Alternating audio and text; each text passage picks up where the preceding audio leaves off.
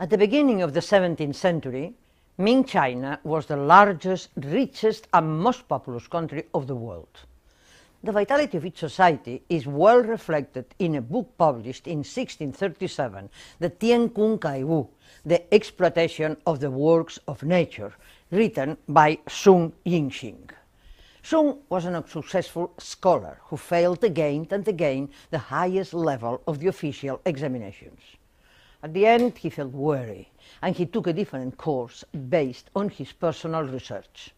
He had traveled a lot and was a good observer.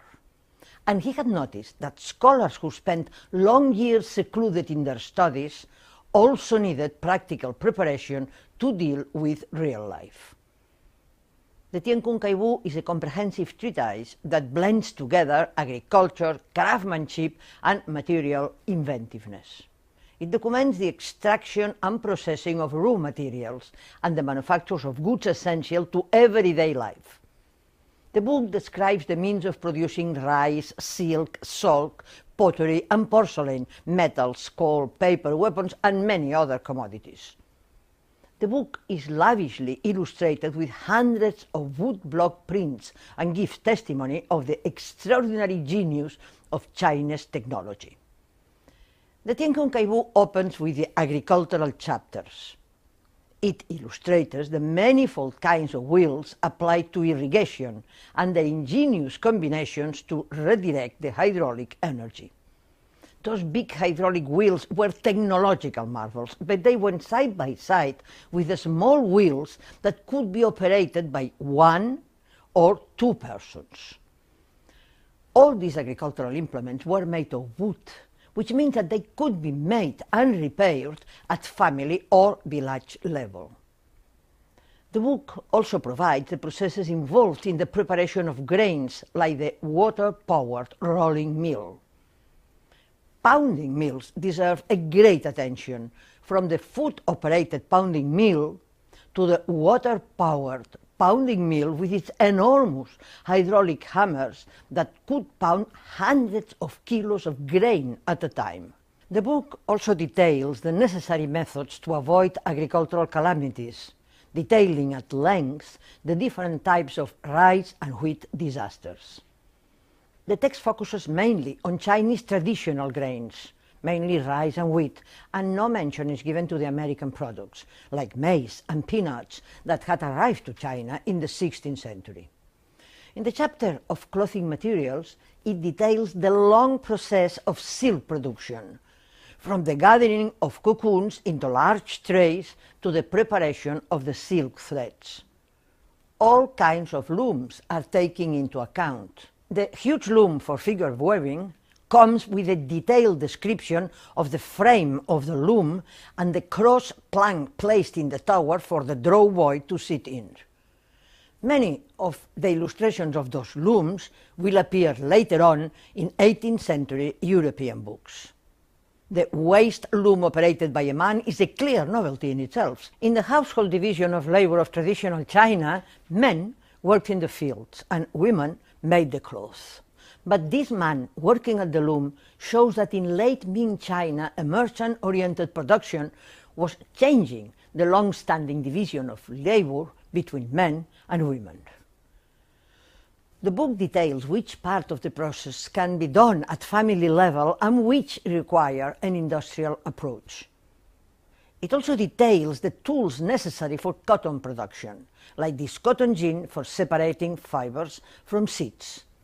The cultivation of commercial crops like cotton was beginning to replace rice land. Conversely, the book reserves only a small section for wool, following the ancient tradition of using long fiber materials and making little use of short fiber wool.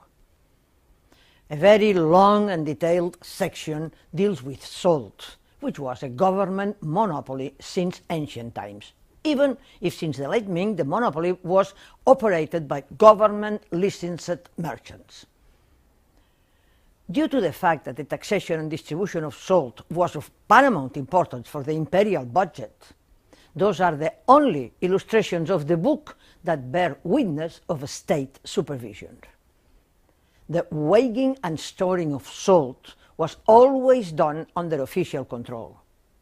This scholar official, with his characteristic long robe, casts a sidelong glance to the lowering of a bamboo stalk into the bottom of a salt well. The book provides detailed description of the enormous structures erected over the salt wells and of the complex processes involved in the extraction and boiling of the brine, using for it the gas coming from the well.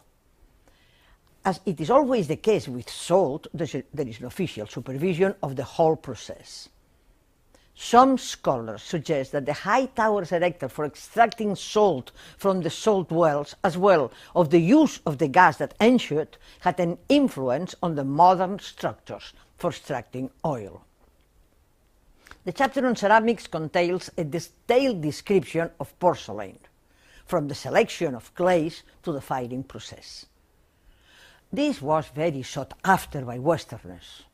But the Tiankunkaibu had a very restricted circulation under the Qing, probably for fear that it might unveil secrets of crafts under government monopoly. And so the Jesuits didn't have knowledge of this book for the whole 17th century. It was only in 1712 that the French Jesuit François Xavier d'Entrecolle learned the Chinese technique of manufacturing porcelain and wrote about it, partly reproducing the explanation contained in the Tiankunkaibu. Those letters were included in the Empire of China of Du Halde, that from 1735 onwards was translated to all European languages.